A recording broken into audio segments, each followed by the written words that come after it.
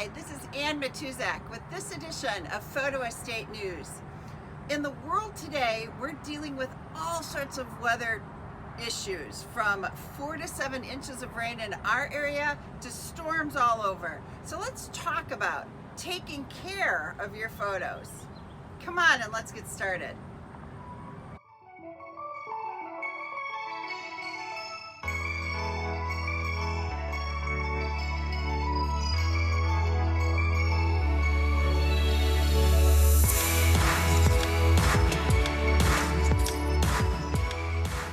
Welcome to episode 5 of Photo Estate News. I'm Molly Bartelt, and today Ann and I are switching tactics on our program. Normally, when we talk about photo estates, we're thinking about being proactive, planning the organizing and the scanning and the preserving so that it's all set for our families for generations to come. That's a proactive, preventive action. However, our country is being hit by storms, especially on the East Coast, and this is a time when we need to be reactive. And over the years, we have helped a lot of people with storm-damaged photos. And so today's episode, instead of thinking about preparing our photo estates, we're going to talk about saving the photos that need saving when disaster hits.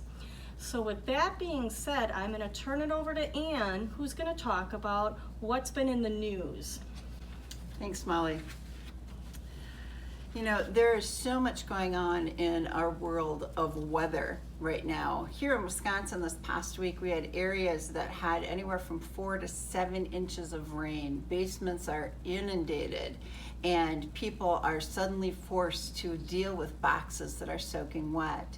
Along the East Coast, we have been just covered top to bottom with tropical storms. In fact, CNN reports that this is the first hurricane season on record in which there were 9 tropical storms formed before August 1st. It doesn't bode well for the season.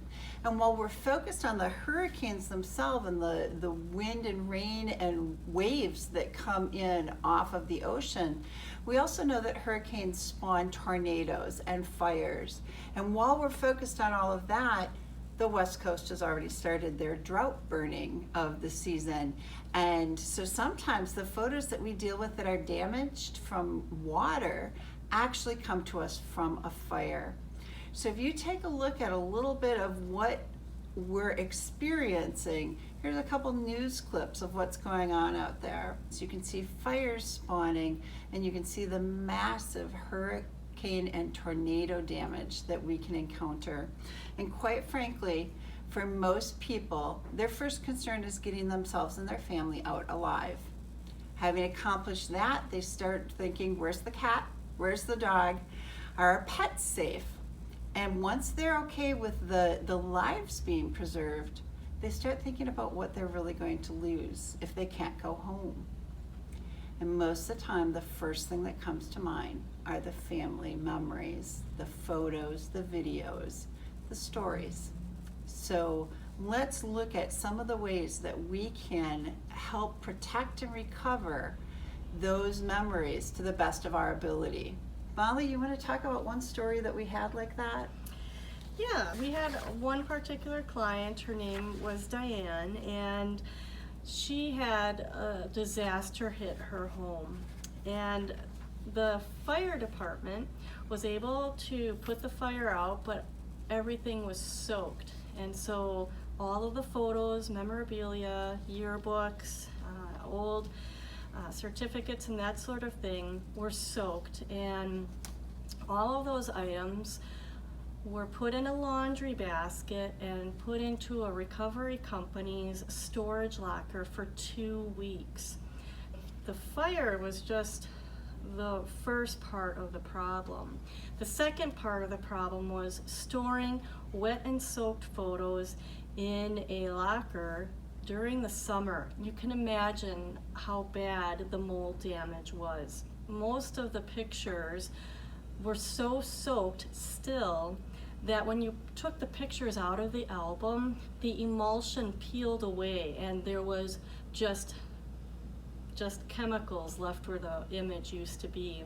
In all, we saved about 200 photos out of close to 1,000. It really helps make you pause and think about your memories and preserving them. So we couldn't save a lot of them, but we were able to save enough, and with cropping and scanning, they'll have something that they can hold on to. In her situation, we wish we could turn the clock back, but we can't. What we are able to do is take some lessons from that, and we'll hear those from Ann.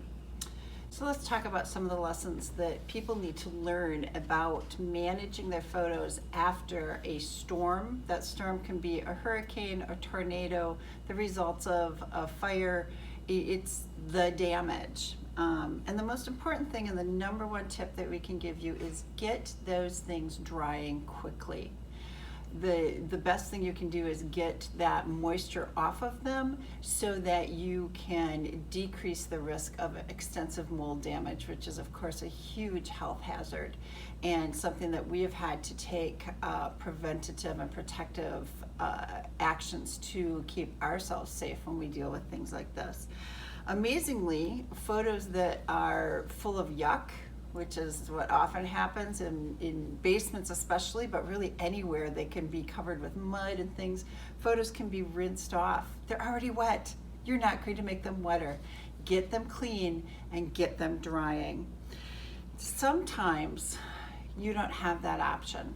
And so in the last resort step, if you can't get them drying, like was the case for our client Diane, the best thing they could have done is taken those Ziploc baggies full of photos and stuck them in a freezer.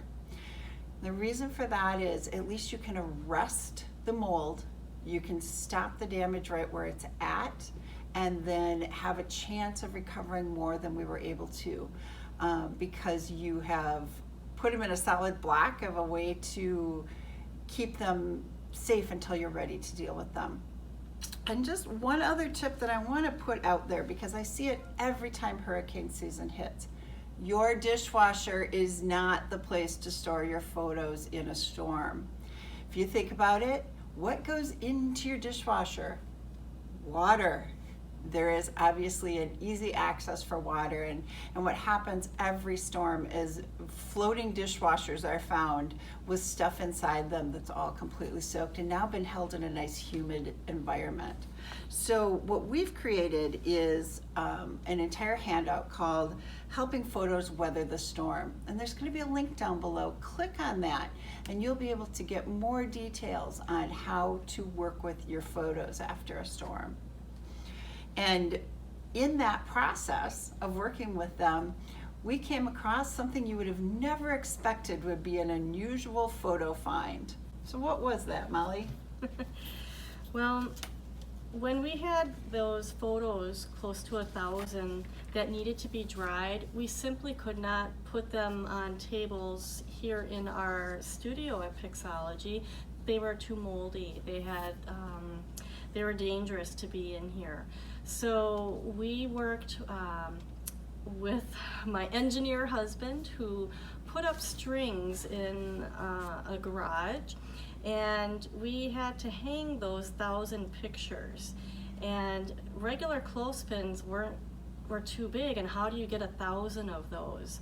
And I'm just gonna hold up a little miniature clothespin. Somewhere along the way, we realized we were going to need something tiny that was cheap and easy to work with. So, on the hunt for mini clothespins, and it was not easy to find these. That's why we're calling it the unusual find. When I was looking for them, I went to the Walmart, I went to all the dollar stores, the craft stores, and for whatever reason, they weren't there. Today I did look online, and it does seem like you can get these from Walmart, but these little miniature clothespins were a lifesaver, and you can see in the photo here, they are just lines and lines and lines of photos drying. So who knew, such a crafty little thing would be so important, and we still have these today. They could be reused. So that is the unusual find that's related to our show today.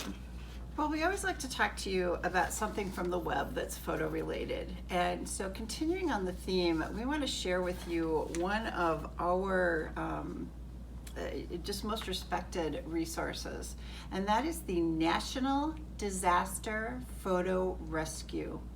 And this website will give you a lot of information, but what they were founded on was the idea of reconnecting people with their lost photos. And this came originally out of their tornadoes out of Joplin, Missouri. And the photos that were strewn up to 50 miles away, and people would find them in their yard, and there was no one place to bring them. And so Photo Rescue was born. And they have continued to unite people with photos from storms, and other people have become a part of that across the country in the United States. Japan has worked on a program very similar when they had their tsunami. So National Disaster Photo Rescue, check it out. They do amazing work. And maybe you know someone that's been in a situation where all of their photos were blown away with their house, and they might have a chance to recover them. So hats off to Thad and the photo rescue people. And I hope that it's a source of kind of comfort for you to know that there's people out there helping to preserve your precious memories when you think everything is gone. Today's episode is definitely a little more serious than we usually like to be. And we really appreciate you tuning in to hear about the different things that can be done when photos have been exposed to natural disasters like this. We are encouraging you to share the download. You'll see the link below.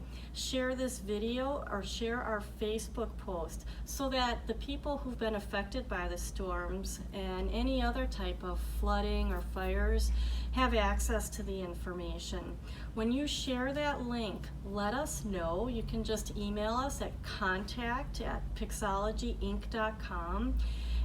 As a sign of our appreciation, we will send you an email with a 20% off coupon for any of our services. And we really appreciate being able to share a little bit of our experience with you so that maybe we can help preserve some memories that may have been lost. And if this doesn't make you think about being a little more proactive, I don't know what will. We love to see you before the storm, but just know that we're here for you after as well. Thank you so much for joining us. If you want to keep up on our latest editions of the Photo Estate News, be sure to subscribe. You can leave comments below. And thank you again. See you next time.